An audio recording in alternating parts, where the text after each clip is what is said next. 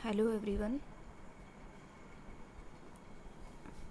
I welcome you all in the next session of Strength of Material. Today we will discuss about theories of failure. Myself Professor Mugdha Bhadak. I am going to discuss this topic today.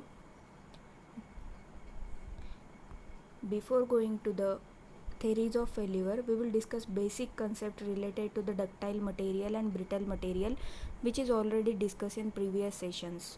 What is a brittle material and ductile material, how it behaves. The introductory part of that ductile material and brittle material. The failure occurs when the material starts exhibiting inelastic behavior. As we know, the stresses induced into the component when the external load is applied on the member, and due to application of an external load, we will observe that body will try to resist that deformation within its elastic limit. After the elastic limit, we can observe that there will be a plastic deformation. So we have to identify this behavior of the material of different materials, brittle material and ductile material, how this material will fail. The brittle and ductile materials will fail, and they are having different modes of a failure. Modes of a failure, again, it is depending on the type of a load which is applied to the member. So ductile materials exhibit yielding and plastic deformation before failure. It means that ductile material, when the load is applied to the ductile material will starts resisting deformation. After this resisting the deformation, we will observe that it exhibits yielding. What this yielding represents? Yielding is the phenomenon where from this point plastic deformation of the material will start, means elastic deformation ends and plastic deformation of the permanent deformation of the material will starts. So after yielding, plastic deformation of a material will start for the ductile material, and the stresses induced into that point is called as a yield stress. That is the property of a material. Then the brittle material, there is a no yield point. We will observe when the load is applied to the member, then there will be a sudden failure of the material. Means in case of your ductile material, we will observe that there will be a proportional limit, means stress is directly proportional to the strain within its elastic limit. After the elastic limit, we will observe that the yield point, upper yield point, lower yield point, then we will get the ultimate tensile stress point, and then we will get the fracture point. This is for the ductile material when the load is applied to the ductile material. But for the brittle materials, we cannot observe the yield point. There will be a directly fracture point, or we can say that early failure of a material we will observe in case of the brittle materials, and it depends on the factor of safety. This factor of safety represents the quantity of a load is applied to the member, and for that particular load, how much amount of a load or is applied to the member, and how much sustainability of a material is identified with the help of this factor of safety. And these two graph represents the ductile material behavior and brittle material behavior. First graph represents the ductile material behavior. As I told you, we will observe that the stress proportional to the strain, elastic limit, yield point, which is represented by sigma y. This graph represents stress versus strain curve, and sigma f represents fracture point. First graph represents the ductile material behavior, and the second graph represents the ductile material behavior, early failure of a material. We can observe that, and in this case also we will not get upper and lower yield point or the yield point of the material. Now we will move to the next.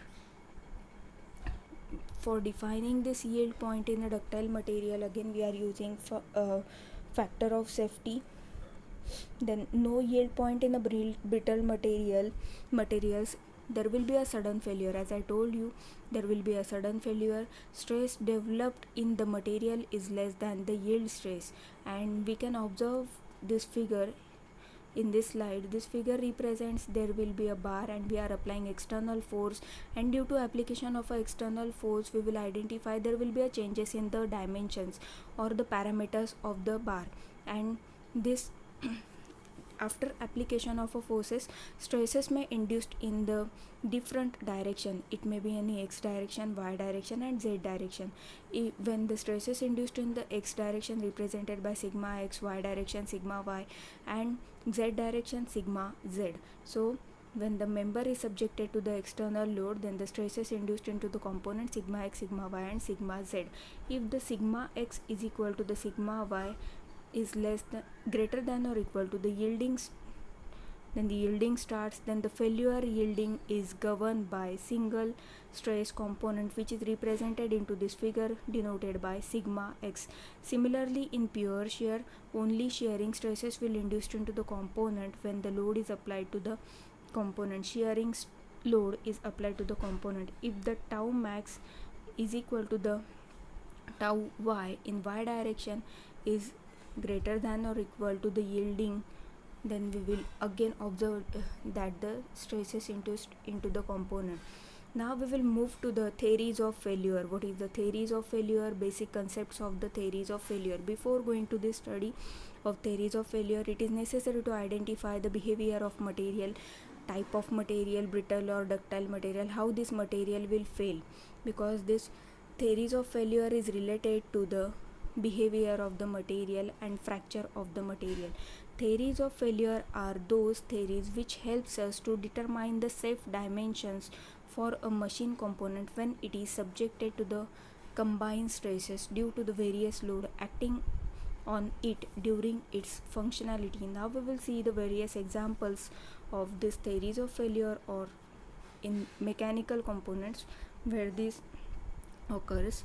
First example is the IC engine crankshaft. Second, shaft used in power transmission. Third, spindle of screw jack. Then the fourth example is bolt and welded joint used under the eccentric loading. Then fifth one is the ceiling fan rod. These are the few examples where we will identify the theories of failure plays important role because of the different loads acting on the member. Means not only a single kind of a load is acting on the member, and due to application of a different loads on a member we can identify component will fail in different manner. The theories of failure are employed in the design of machine component due to the unavailability of a fracture failure stresses under combined loading condition. Here it is already mentioned in case of a theories of failure, due to application of a different loadings your component will fail and stress will induced, and we have to measure these parameters with the help of the theories of failure. So what are those theories of failure? We will see it in details. Before going to this theories of failure, we will see one example, what kind of a load is applied to the member and then how much amount of a stress is induced. The theories of failure plays a key role in establishing the relationship between the stresses induced under combined loading condition and properties obtained from the tension test, like ultimate tensile stress, which is represented by SUT, and yield strength, which is represented by SYT. Now we will take one example. These two properties plays important role. When these values increases or decreases, we can identify the failure of your component.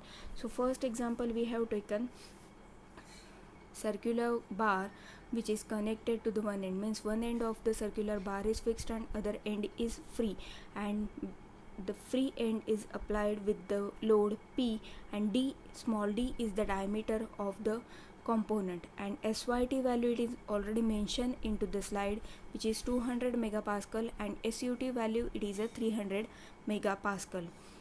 Now we have to calculate diameter of what is the exact dimension of that component.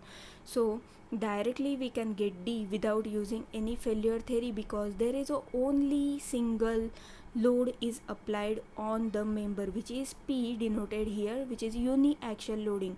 When a single load is applied on the member, then it is easy to identify the value parameter of the component, which we have to calculate here. It is a small d diameter. So which formula we will use to calculate this value? Sigma 1 is less than or equal to SYT. So what is the formula of a sigma 1? P by A. As we know, stress is equal to force per unit area. Force per unit area. Now here your component is a circular, then this area A is replaced by formula pi by 4 d square. So replace this area by pi by 4 d square here, then we will get the final formula 4p upon pi d square less than or equal to SYT value. From this formula we can directly calculate the diameter d, because we know the value of a SYT here and we know the value of the load which is applied over the member. So you will get the final answer d directly by putting the value of P and SYT into this formula, and you will get the final answer for d here. But this is the case where only single load is applied. So when the single load is applied to the member, then it is easy to calculate the dimensions of the component. But when the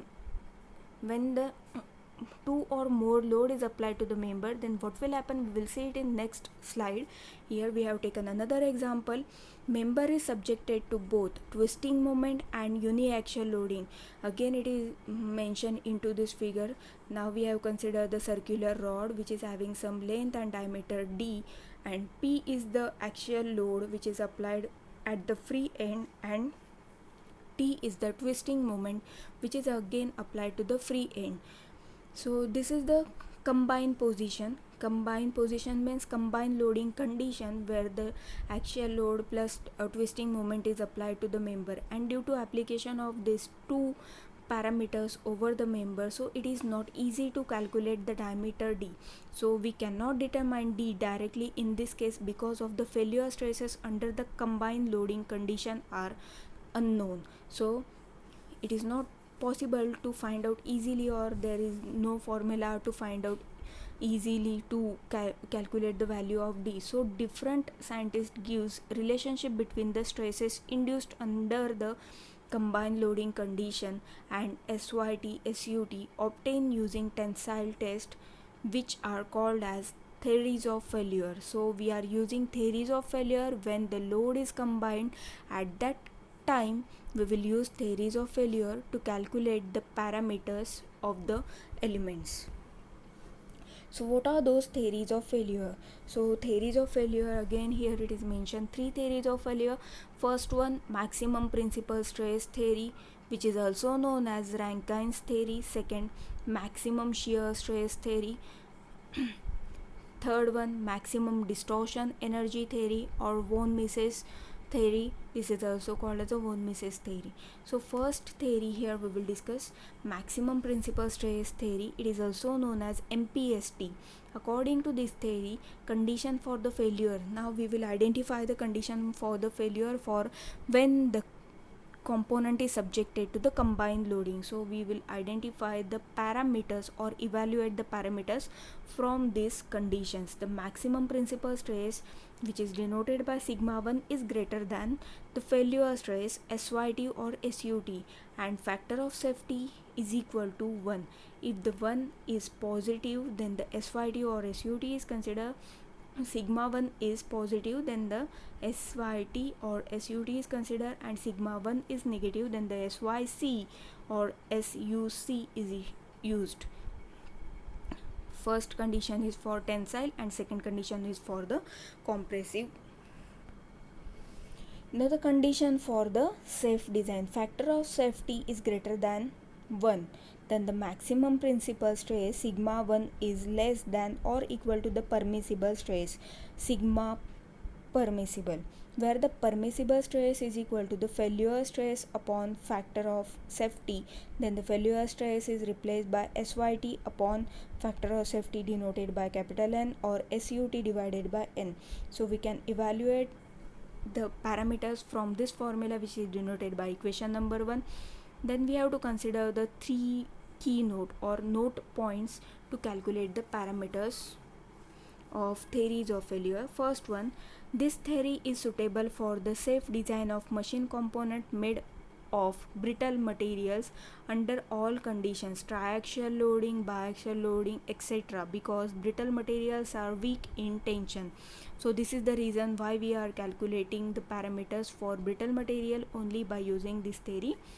Then this theory is not suitable for the safe design of machine component made up of ductile materials, because ductile materials are weak in shear. So this is the second condition. And the third one, this theory can be suitable for the safe design of machine component made up of a ductile material under the following state of stresses conditions. First condition, uniaxial state of stress, absolute tau max is equal to sigma 1 divided by 2. We can use this formula to calculate for uniaxial state of stress, biaxial state of stress, when the principal stresses are like in nature, absolute maximum tau max is equal to absolute max is equal to tau max is equal to sigma 1 by 2 for biaxial state of stress. And under the hydrostatic stresses condition, shear stress in all the plane is 0. These are the main conditions. From these conditions we can calculate the parameters by using MPST theory, maximum principal stress theory. Now here I'm ending this session with first theory of failure.